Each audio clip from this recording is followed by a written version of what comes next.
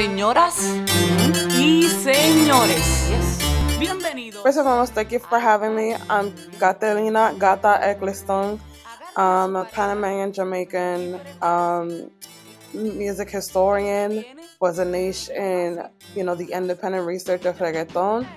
I'm also the humbled and proud creator of Reggaeton con la Gata, the first bilingual femme platform dedicated to the intersectional analysis and history of reggaeton. I've seen in Spotify, I've seen in many redes. My dance journey, fun fact, I actually started as a ballerina. I've been dancing ever since I could walk, or maybe dancing before I could walk. I love music my entire life. So desde chiquita, I don't even think I was 3 years old yet, but I was a mini ballerina, building the strength in my toes. I was in, shout out to National Ballet Clásico Hispano of Boston. Yo fui la única negra ahí. Bueno, not on purpose, pero, I guess I was the only negra who se enteró de eso desde el principio. I was the only one who knew in the beginning. I was one of the first.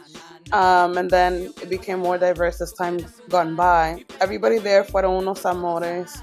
It was a completely, I don't really use the word Hispanic anymore, but for all intents and purposes, eran hispanos in that they only spoke Spanish. And it was an amazing experience in that, I was learning how to build the strength in my toes. That's very important as a ballerina. So I would do sets like Hansel and Gretel, The Nutcracker, Cinderella, all while listening to reggaeton on the flip side. I had a very mixed upbringing, right? I was literally raised by two very religious parents. They met in church doing Bible study when they were younger, and then basically were raised together in the church and fell in love. And what came out of that, my dad was so religious. May he rest in peace. My mom is still a deaconess, to paint you a picture. So it was crazy. I listened to reggaeton, but I wasn't allowed to listen to hip hop because they thought, because yo era una americanita, that I would understand la jerga in hip hop much better than la jerga in perreo. And I'm like, you sure, papi? Yo entendía todo, but I wasn't gonna snitch on myself. I loved perreo. They would let me listen to that because they're like, she don't know what they're saying anyways.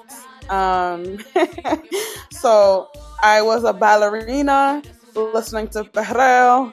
And then, as time went by, unfortunately my dad passed away. And on the flip side of listening to perreo, I was also listening to alternative rock because that's what he allowed me to listen to. So it was like John Mayer, classical music de lo ballet, and then perreo. It was hilarious. That was my upbringing. And then as a teenager, of course, I listened to less alternative rock. I still love it. I still do as an adult, but claro, I got more away from it because I had the freedom to do so. So yeah, to give a little background on me and music and my upbringing and my dance journey, I did ballet for 7 years. And after ballet, I actually, as a teenager, I choreographed my own quinces, and I was hired amongst Boston to choreograph a lot of quinces. I did a lot of my friends' quinces. I love dance, no importa que sea perreo or vals, right? I would do a lot of choreography in bachata, merengue, pri-pri, and vals. And I remember doing a lot of choreography for the local YMCA. Me and my friends would do little dances and do them at the start of parties, and just for fun. I love music. I love dance. Perreo. I love, how sexy perreo is, and that's pretty much where I am now, and that I love it so much to the point where now I'm creating music. So that's a little journey. So tell us also, if you don't mind, Caterina, a little bit about, how did you get to start this platform that you have now going so well? Reggaeton con la Gata is an idea that I had in college. So first and foremost, I started college as a freshman, 18-year-old, studying graphic design, and then at Pratt Institute. Shout out to Pratt; it was so nice to me. And I had an unfortunate, trauma, and I dropped out of school actually. And during that year of school, that year out, I was in therapy and, was really tapping into the things that were making me happy, because I spent all my teenage years being depressed because my dad died. And then I literally told myself, a los 18, like, okay, we're living for me now. We're going to have fun. And then bam, a los 18, esto fue lo que pasó. This is what happened. I was so mad. I was like, come on, life. Like, I'm finally choosing to live you. And like, this is what you do to me. And so I found myself once again being saved by music. So when I went back to school, I finished in graphic design and illustration, which visual art is my life, but I knew that in order to create money immediately, I wanted something practical. And I started thinking, who do I look up to? I'm like, Oprah.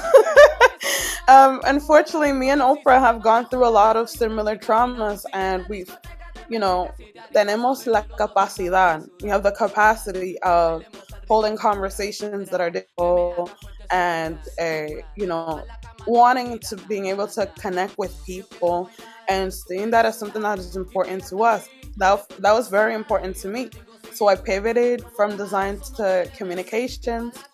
Shout out to my professors from Marymount, because they were amazing in that they allowed me to be me. So while I'm studying communications, my papers always incorporated music artists. It always incorporated music. So mientras que estaba estudiando comunicaciones, while I was studying communications, I would throw in things that were happening in popular culture. So like, this was around Kylie Jenner, por ejemplo, saved the world in racism with the Pepsi can. I wrote a paper on that. And this is also during the time when Zoe Saldana acted as Nina Simone, right? That was very controversial. I was given the grace to dissect that in an academic setting. So moving forward, reggaeton, I was allowed to do my capstone on implicit bias in the Latin music industry. And I was able to interview 4 artists, 2 Black, 2 white, 2 on the rise, 2 who are mainstream, and identify, the data of like, what is it that kept them from rising? What kind of racism have they all experienced? What is the gatekeeping that, was on their paths? And once I saw that data and how depressing it was, because I'm like, okay, esta industria no es nada fácil. This industry is going to be very difficult. I should create my own table. And Reggaeton con la Gata was my own table. I said, okay, to know me is to love me. And I don't care. I say that with my whole chest. So I created a platform. I said, I'm going to give people a chance to get to know me, who I am, where I'm coming from. I understand that there's a lot of farandula out there. I'm not about that. I wanted people to get a chance to know, what I'm about, what I'm trying to bring to the table, the conversations I'm trying to have. And essentially, after a viral video on the internet, shout out to the sociocritics who have looked out for me, La Dominicana, Dash Harris, Afro Latino Travel, Alan Pelaez Lopez, Aina Latina, Melania Luisa, etc. Because these are the people who give me visibility within la comunidad latina, Afro-Latina. La gente me apoyaron primero y ahora la industria. So I'm very grateful. It's been a very difficult road, con mucho esfuerzo, a lot of violence, unfortunately, pero también con mucho amor. So I'm excited for what's next. Yo te digo si tú me puedes provocar, eso no quiere decir que para le quiero explicar. Si en la discoteca nos vamos